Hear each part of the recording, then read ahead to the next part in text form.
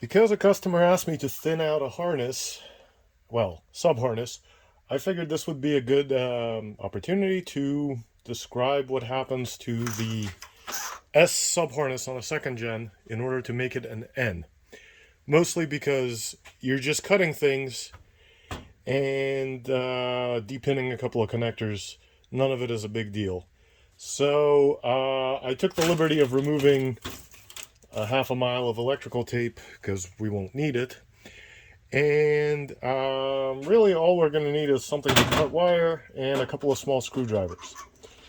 So this side of the sub-harness is a ground termination block. What it is it's got a metal plate in it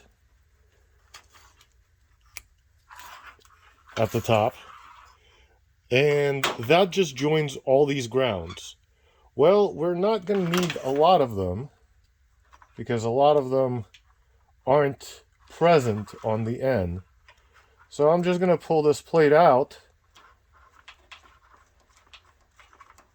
without breaking it.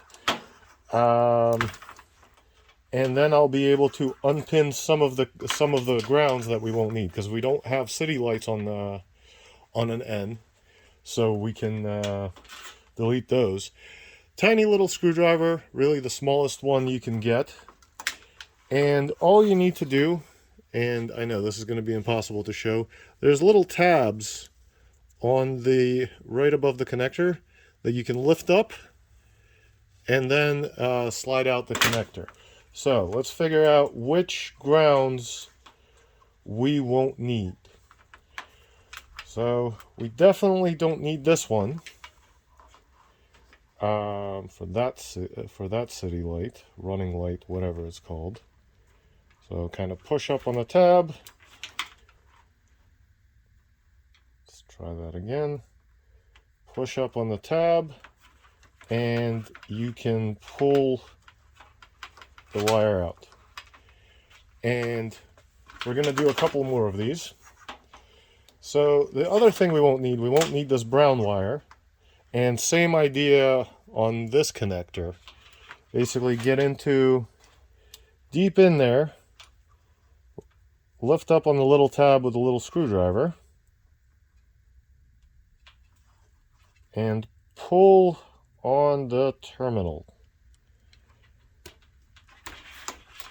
And these pull out. So now I don't need this.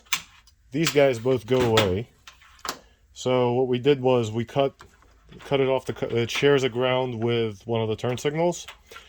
And it has a ground to the distribution to the ground join, I don't know, whatever it's called. Now, the other thing the N doesn't have is it doesn't have two headlights. Well, at least not normally. And, oh, I lied. I didn't get all the electrical tape. So you get a demo of that while we're at it. Just unroll it and toss it. So what we want to do is we want to get rid of the, I'm just going to say slaved one, I guess, because as you can see, the yellow wire comes out of the main connector and goes here and then kind of follows through to that one. We can get rid of the one that is kind of joined back in. We can leave the connector so we don't have to cut things. And the same for the white wire. I can't remember who's high beam and who's low beam, but both go away. So we can cut those off. Don't need those. And then one more ground pin. Bottom right in this case. So once again, shove a little screwdriver in and pry the pin and pull on the terminal. So now we're left with everything we need for an N that we're gonna leave out of this sub-harness.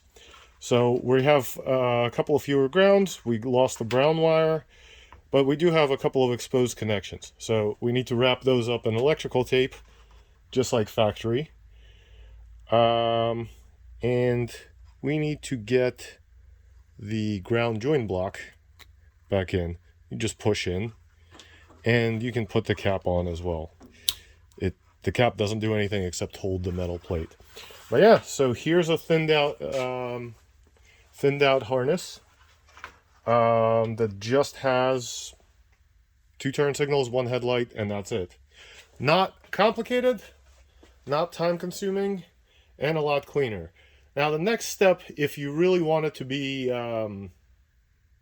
you know, super tidy with electrical, you would probably actually shrink the wire. So unwrap this, cut these, solder them, or crimp them closer so that the wires are shorter.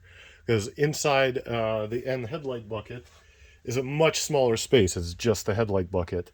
So this extra wire is unnecessary. But yeah, hope you guys enjoyed that.